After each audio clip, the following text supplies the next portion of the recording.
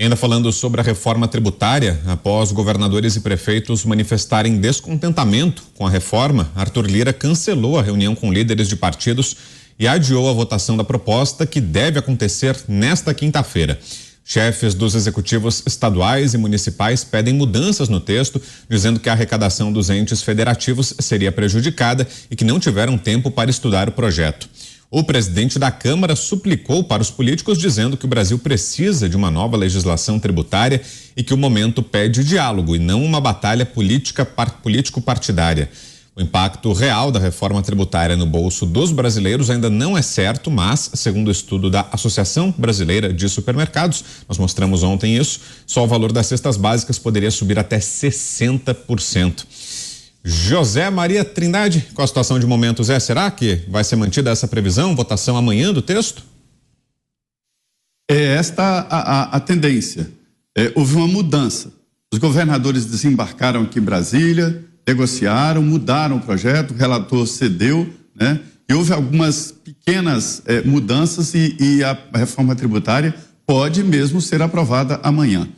É a primeira vez, esse debate a gente está há mais de 40 anos. Eu assisti aqui o Mussa Demes, coitado, morreu tentando aprovar a reforma tributária, não aprovou. Depois Germano Rigoto virou governador do Rio Grande do Sul e não aprovou a reforma tributária. Depois Luiz Carlos Rauli tentou e, por último, Sandro Mabel tinha um projeto pronto e não conseguiu. Desta vez, o projeto foi elaborado através de um estudo e tal, que tem o Bernardo Api como um dos articuladores, que agora é o secretário da reforma da Previdência, do Ministério da Fazenda. Desculpa, reforma tributária do Ministério da Fazenda. Esse projeto tem a base no pensamento dele, né? Mas traz ali alguns pontos do Luiz Carlos Rauli, que é a base do projeto, que é a simplificação, e também do projeto do Senado Federal, exatamente para tentar isso. E houve ali, Vitor, um alinhamento dos presidentes da Câmara, Senado e os setores ali da economia, né, do Ministério da Fazenda, e isso possibilitou esse primeiro debate já na boca do plenário. O projeto está pronto para o plenário e todos colocaram na mesa quais eram as divergências. Me disse o governador do Espírito Santo, Renato Casagrande, sobre a complexidade desse projeto. Ele dará a cada estado uma repercussão segundo a sua característica. Então, o estado do Espírito Santo, ele estava preocupado, é um estado com poucos habitantes. Vai perder, já que poucos habitantes significa poucos consumidores. E o imposto vai para o consumo, né? Então, vai perder. Então, é preciso ter um acesso maior ao fundo de compensação. Esse fundo de compensação está sendo engordado através até de uma proposta que o governo para aprovar a reforma tributária, né? E isso vai facilitar. Então, é um projeto onde se mexe aqui, atrapalha ali, é muito complexo. O que a gente vê é que a indústria está bancando esse debate e aposta na simplificação, mas é a indústria que perde menos nessa proposta de mudança. Existe um software, me disseram ontem lá na Câmara, que existe um software no Ministério da Fazenda que roda uma reforma tributária ainda não aprovada como se fosse real, como se ela tivesse sido aplicada, por exemplo, no ano passado, e coloca lado a lado qual o estado que ganha, qual o município que ganha, como fica a União, e isto é muito importante. A reforma tributária, senhores, a gente fica falando, é muito importante para todos nós. Trata-se do financiamento dos estados, municípios e União, e também a quantidade de dinheiro que vai do bolso de cada um para os cofres públicos. Empresário não paga imposto. Quem paga imposto é o consumidor. Ele repassa. Mas, ao repassar, pode inviabilizar ou dificultar a sua atividade. Se o produto fica caro, né, com os impostos que ele terá que repassar e não pagar, ele perde vendas. E é natural que setores reajam contra essa reforma tributária. Simplificando aqui o debate político, é o seguinte: houve sim acertos nas últimas horas e as chances aumentaram de aprovação para um projeto que já era considerado descartado. Vitória de Lira, viu? Ele colocou esse projeto debaixo do braço, prometeu à indústria que ia aprovar e pode aprovar. Agora, Dantas, será que essas mudanças de última hora, a que o Zé fez referência, elas são suficientes? Será que tornam a proposta boa? Boa? Não, elas não tornam a proposta boa, elas reduzem o que há de mal na proposta, porque, como eu disse antes, pegaram um texto que já era ruim e pioraram esse texto. O relatório do Aguinaldo Ribeiro é triste. Ele me lembra o PL das fake news do Orlando Silva, porque começa a pegar uma opção de demanda de vários setores, coloca tudo dentro de um balaio de gatos, nesse caso aqui de ratos. É importante que se retire desse texto, por exemplo, esses itens ideológicos, né? Conselho para administrar os recursos arrecadados. Que conselho? Onde já se viu isso? Você tem um pacto federativo, você tem uma Constituição que prevê a autonomia tributária dos estados. Como é que você vai tirar isso? Vai dar na mão de um conselho? E um conselho muito mal composto. Aliás, um conselho que eles queriam colocar, eles começaram dizendo que queriam um conselho que fosse centralizado, houve crítica, não, vamos botar todo mundo no conselho, vamos colocar os governadores, vamos colocar os prefeitos, virou, sabe o quê? Uma reunião de condomínio, sem síndico, uma confusão generalizada, caso esse modelo vá à frente. É impossível, aliás, você chegar a qualquer tipo de resolução num conselho que vai ter governadores e prefeitos do país inteiro. Simplesmente não existe. Você já tem câmaras de compensação, você já tem o próprio CONFAS.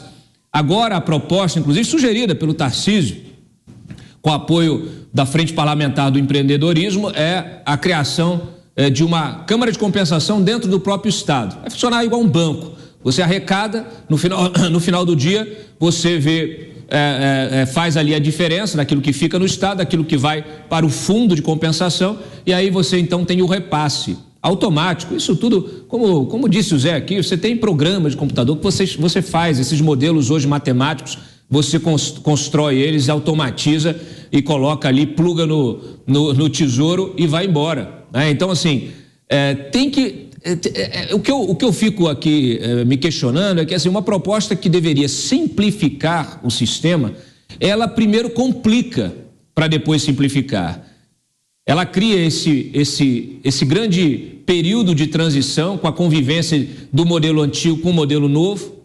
Ela cria esses dois, quer dizer, você fala assim, vamos defender um IVA unificado, não, agora já vem um IVA dual, aí o IVA dual aí para os entes subnacionais e os outros e o federal. Quer dizer, você começa a criar gambiarras que, em vez de simplificar, elas criam um outro sistema que talvez simplifique de um lado e complique do outro. Como eu disse aqui, não faz sentido o Congresso, que aprovou, a Câmara dos Deputados em 2021, aprovou um projeto que muda o imposto de renda, pessoas físicas, jurídicas, que taxa dividendos, lucros e dividendos, quer dizer, tributa a renda, que é aquilo que vai diferenciar o impacto do imposto sobre os pobres e sobre os ricos, como é, por exemplo, nos Estados Unidos.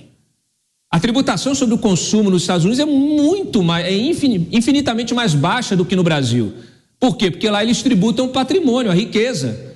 E aí você consegue fazer com que a sociedade floresça, porque as pessoas conseguem o seu salário ali, inclusive os mais pobres, que trabalham, ganham ali o seu salário mínimo e conseguem comprar mais. Agora, explica para mim, eu queria que o Lula viesse a público explicar para o eleitor dele como é que vai se aprovar com o apoio do governo uma proposta que vai aumentar em 50% a cesta básica. Não faz sentido. Não, vamos fazer cashback. Que cashback? Quem vai pagar essa conta? Alguém tem que pagar essa conta. É igual a historinha de juros zero no cartão de crédito. Não existe juros zero. Esqueçam, parcelar em juros zero. Alguém sempre tem que pagar essa conta. Por isso que o juros do cartão de crédito é 300%. Então é o seguinte, vai pagar. Quem vai pagar? Vai pagar a sociedade de maneira geral, especialmente as classes média e a mais baixa.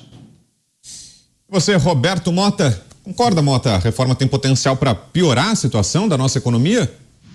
Não resta a menor dúvida. Eu acho que primeiro a gente precisa esclarecer aqui um ponto importante.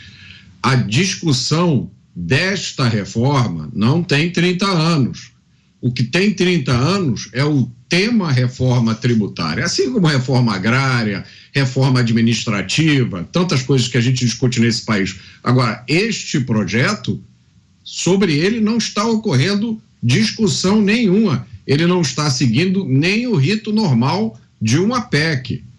O resultado desse projeto, isso é uma unanimidade, admitido até pelos que estão propondo esse projeto, é um aumento de carga tributária. Vamos parar e pensar nisso. Vamos focar nas coisas que importam. As coisas vão subir de preço, a cesta básica vai subir de preço.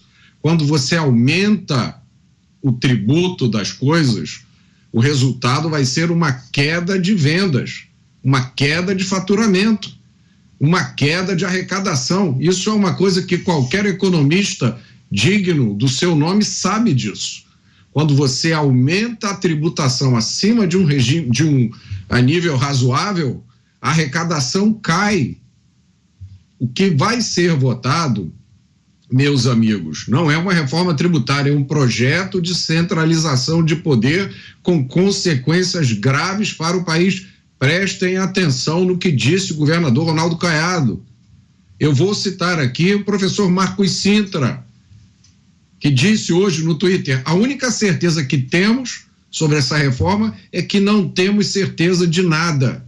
O governo sonega informações aos contribuintes, esconde ou não sabe.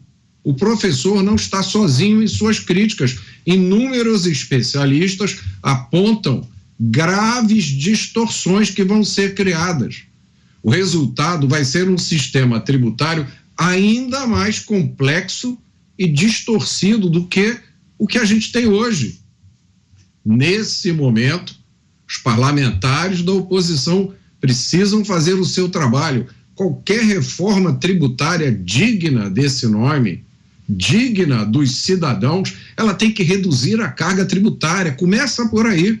Depois tem que garantir segurança jurídica e simplificar a burocracia. Esta reforma proposta não faz nada disso. Na verdade, ela principalmente retira competências de estados e municípios e centraliza a arrecadação no governo federal. Para quê? Por quê? O IVA, que é esse tipo de imposto que está sendo criado, é um imposto de administração muito complicada e tudo indica, as inúmeras projeções, usando esses softwares ali, né? Eu sei programar, eu durante muito tempo na minha vida desenvolvi sistemas. Você pode criar um software que faça qualquer coisa que você quiser, menos prever o futuro. Mas a maioria dos especialistas diz que a alíquota desse imposto vai ser maior do que 30%, vai ser a maior alíquota de IVA do mundo. E o que acontece quando a carga tributária fica insuportável? Aumenta a sonegação. Essa reforma está sendo empurrada a toque de caixa como se não houvesse amanhã, com a justificativa de que é melhor qualquer reforma do que deixar como está. Isso não é verdade. O sistema tributário é ruim, mas pode piorar muito, e essa é a promessa dessa reforma. Fala, Pavê. Acho que tudo já se disse a respeito disso, da ruindade dessa PEC Sérgio Naia. E só uma coisa, quando Zé, meu querido Zé, quando você menciona, né, os estudos do Bernard Api, né, eu só pergunto, quais estudos? Porque é um estudo sem número, é um estudo que, repetindo a velha ladainha que o Brasil já conhece, é um estudo do vamos fazer a reforma tributária, a economia a gente vê depois, que é isso que parece. Você quer completar, Dantas, para a gente fechar esse assunto? Quero completar algumas coisas. Bom, primeiro esses 2 bilhões aí liberados é a ressignificação da Golden Shower, tá? É isso que é pro cidadão. O Mota falou uma coisa importante sobre oposição. Eu martelo todo o programa aqui, a oposição precisa ser profissional, ela não pode ser amadora, ela tem que ser efetiva, ela tem que ser técnica, ela tem que ser contundente. Aí sabe o que vários parlamentares deputados de oposição estavam fazendo hoje? Apresentando Mais um pedidozinho de impeachment do Lula pelas falas lá em relação ao Maduro. O couro comendo no Congresso. Eu e o Zé aqui ficamos o dia inteiro, estamos desde ontem, Congresso para lá e para cá, o negócio fervendo. A Câmara discutindo o futuro da economia do país, o futuro do bolso do trabalhador. E uma parte da oposição, e aí eu devo ressaltar que não é toda, porque eu falei com vários deputados, falaram assim, eu não vou assinar esse negócio. Os caras discutindo impeachment por causa de falazinha do Lula. Desculpem, isso aí é amadorismo. Vamos trabalhar em cima da reforma tributária, vamos trabalhar em cima da pauta mais importante do país hoje. Vamos acordar, ficar fazendo stories pro Instagram, não vai dar em nada. E, aliás, abram os olhos, vocês serão todos caçados se continuarem fazendo o trabalho de vocês com amadorismo.